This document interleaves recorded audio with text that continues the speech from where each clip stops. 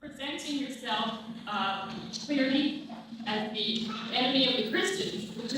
You said, I need to first we must know our enemy. I would say that therefore you're not our enemy because at least we have sides divided, we can start a dialogue. Correct. I'd like to address the matter of which you said you cited Jesus' genealogy as being very fraudulent and as being the son of bastard genealogy. I think this proves a philosophical and theological point which Christianity is trying to make, namely that we are not perfect, we are sinful. That's the word that we constantly use in Christianity. In fact, that we are, in a sense, bastards, all of us, our entire race, by that I mean the human race. Ishmael himself was born of two people who were not married to each other. Therefore, Yes, no, go ahead. Therefore, we find the recurring theme of sin, abuses to righteousness and impropriety throughout the history of the Bible. I would like to ask you to address the point. In Christianity, since we know that we accept the fact that we are all sinners, we are all incapable of finding our own salvation, I'd like you to address the point of how can a Muslim find personal salvation? Because we know, even the woman who was caught in adultery, she was not the only guilty person in that group. Every man who was standing there to condemn her, tippy-toed out. They didn't want to stand and throw a stone at her because they, beginning with the eldest even to the last, knew they were all sinners. Therefore, I would just like to say that I think that in Christianity, we identify the need for a personal savior. And do you feel that that's the case also in Islam? I think, Mr. Chairman, my daughter there, has raised so many issues, in a brief, very few minutes. I don't know whether I'll be able to do justice to them all.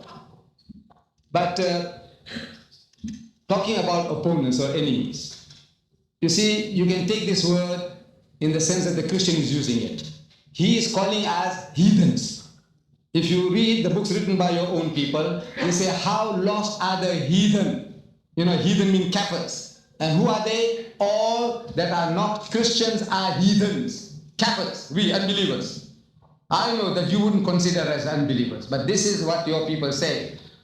My friend Jimmy Swaggart, I'm listening to his talk on the video, and he says, I love you all.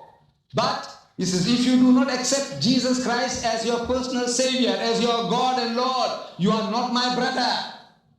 Then what am I? He said, you are not my brother. He repeats. So I said, look, these are rhetorics. You can also pass my statements also as a rhetoric. But coming to the main point, you see, about everybody born in sin. I said, this is the Christian concept. We do not believe so. And the Bible doesn't teach so.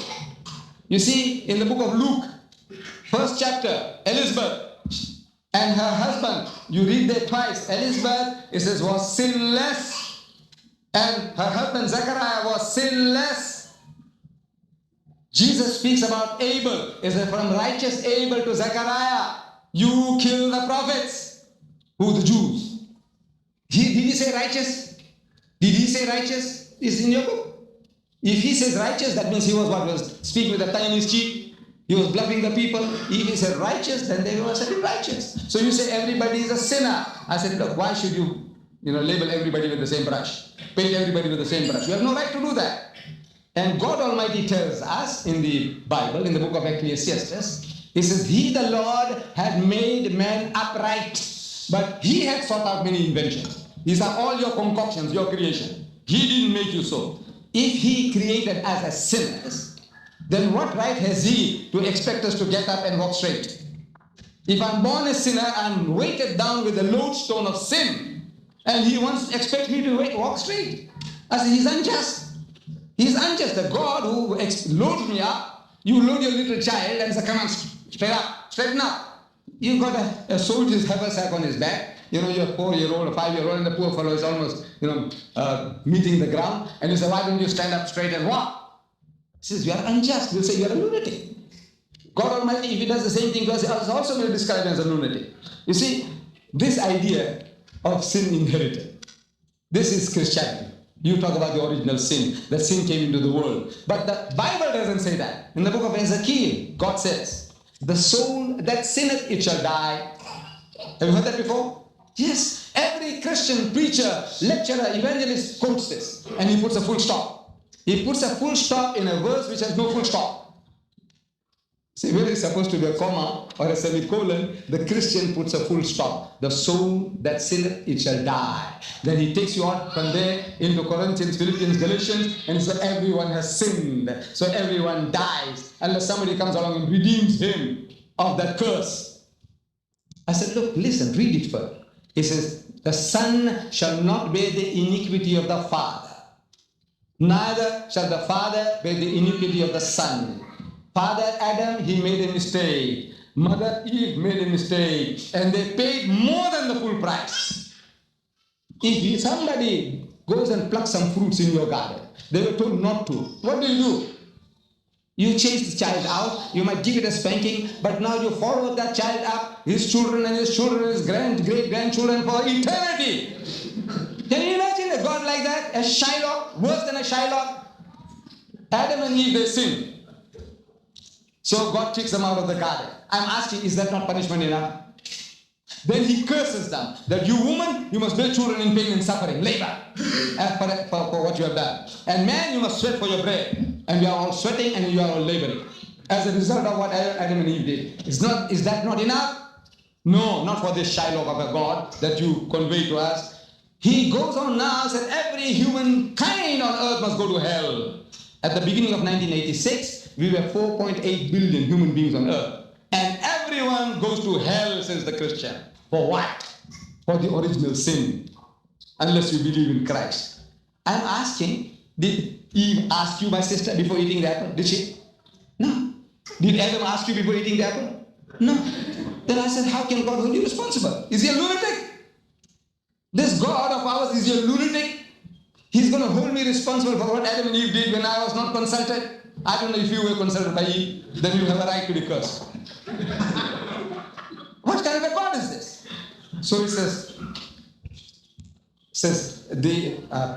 and the Father shall not bear the iniquity of the Son. The righteousness of the righteous shall be upon him. Whatever good thing the good man does, he gets his reward. And the wickedness of the wicked shall be upon him. But if the wicked will turn from all the sins that he has committed and do that which is lawful and right, he shall surely live. He shall not die. Did you read that in your Bible?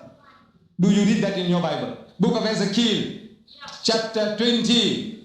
But righteousness is also as much of a free gift as faith is in the Christian understanding. Righteousness is a gift from God, just like eternal life is a gift from God. So we don't have righteousness on our own. When you compare, my sister, look, you see, the Christian world has really gone down the drain, according to Jimmy Swaggart. According to his books, you must read them. If you haven't got them, you must get them. On sodomy, homosexuals, get that. On pornography, get it. On incest, get it. On alcohol, get it. And he's telling you, America, he's telling America, he says, God must judge you. And if he doesn't, he said he might have to apologize for Sodom and Gomorrah for what he did to them. This is Jimmy Swaggart talking. This is where you have gone. After 2,000 years of Christianity. Look, you're sodomites. Here in New York, you have 1 million more women than men. If every man in New York gets married, there'll be 1 million women who can't get husbands. Yeah. And out of your manpower you have here, 1/3 are gays, sodomites. 1/3 are gays. Your prison population, 98% are men. And men will have cold feet for so many different reasons. Can you imagine your problem? There are 7.8 million more women in America than men. If every man in America got married, there will still be 7.8 million who can't get husbands. And we know every man will never get married. You know that for so many reasons. So there are about 20 million more women in America who can't get husbands. 20 million who can't get husbands. What's the solution? Hallelujah. Hallelujah. I said, what's wrong with you? Are you sick? The person is hungry, you say hallelujah, and his stomach will be filled. The woman, she needs man, and you say hallelujah, and her senses should be satisfied. There's something wrong with you. You had, I give the figure, 44 million, 55 million, according to Jimmy Swaggart, who are drunkards. With all your born agains. Your Billy Graham, in his book, How to Be Born Again, he says there are 75 million born again Christians in America. 75 million. That's about 1/3, is it? 1/3 of your population. I said, amazing. 1/3 of your nation is born again, immaculate, the Spirit is in them, they can't be tempted. The old you, Swaggart says, is now left behind. You are a new you now. You are a new person. 75 million, 1/3, and it doesn't affect the population. You know, Jesus said, a little leaven at the whole. You need a little yeast to ferment the loaf. If 1/3 of your bread is yeast, and if it doesn't ferment the loaf, there's something wrong with your yeast or something wrong with your flour.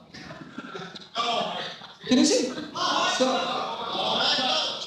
So I say, my dear child, I say there's something wrong with your flour. See? As well as your yeast. You haven't got it. You haven't got answers to the problem.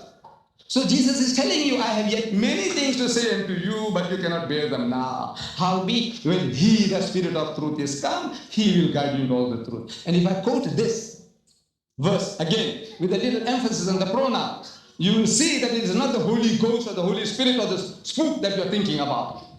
Listen, Jesus says, I have yet many things to say unto you, but ye cannot bear them now. Howbeit, when he, the Spirit of truth, is come, he will guide you into all truth. For he shall not speak from himself, but what things shall he hear, that shall he speak, and he shall declare unto you the things that are to come. He shall glorify me. 8 masculine pronouns in one verse. I said, it ill befits a ghost, a spook, or a spirit. You agree?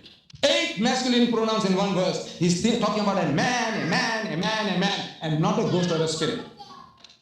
And he'll guide you into all truth, meaning he'll supply solution to all your problems. You haven't got them.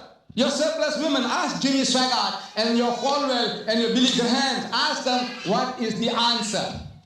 Speechless. You haven't got the answer. So he hasn't written a book on polygamy. Swaggart, about surplus women, he doesn't write. Why doesn't he write? You know why? He's written more than 30. I own them. He won't touch this subject. You know why? You haven't got the answer. There are others when he quotes, the answer is there, but he, as if he hasn't seen it. You know, Jesus said, seeing they see not, hearing they hear not, neither do they understand. About your sodomies and your lesbians, he's quoting a verse in his book on homosexuals. He starts that book, 2.5-page quotation.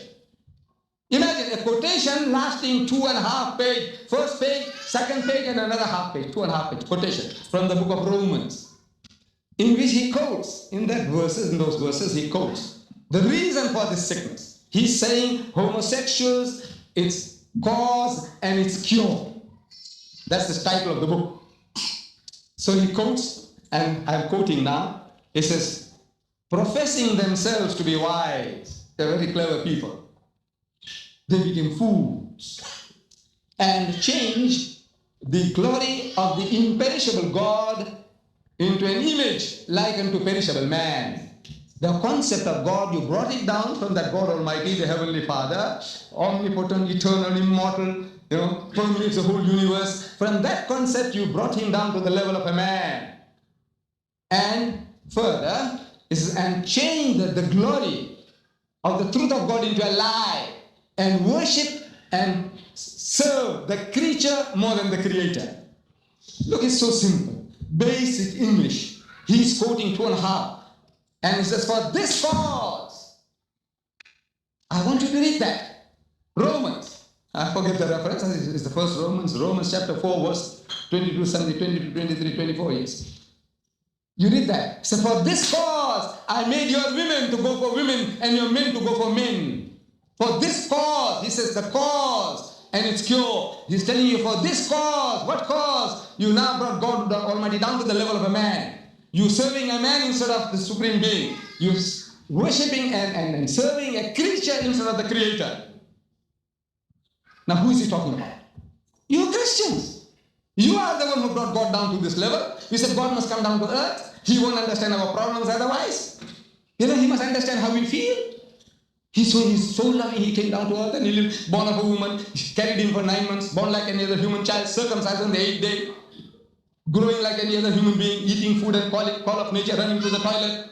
God, you brought him down to that level. For that, God says, I give you punishment. Your women will become lesbians and your men become sodomites. Why don't you? Look, you read the whole book. And by God, he says, for this cause. The book says, its cause and its cure. That word is never used, as if he never read it. So Jesus said, seeing they see not, hearing they hear not, neither do they understand. They already made up their minds. But this exercise, I say, is for those who have eyes to see, ears to hear. Let them hear. That look, you are not reading the book. When you be reading it, you misunderstanding it, you misinterpreting it. Please, do us a favor. I said, please talk to us. We want to have a dialogue with you. We want to talk to you. You see? And see our point of view. Maybe we are wrong. We want you to reprogram us as we want to reprogram you. But the language is me, myself. I just can't help it. I am born a militant fellow in a militant family. My father was militant. I am militant. My brothers are all militant. And I can't help it, my voice, my size, everything, creates that impression that I'm fighting you. I'm scolding you. But my child, I'm not doing that. This is my nature. I just can't help it. So you'll forgive me for my tone, everything. But I mean well. Please.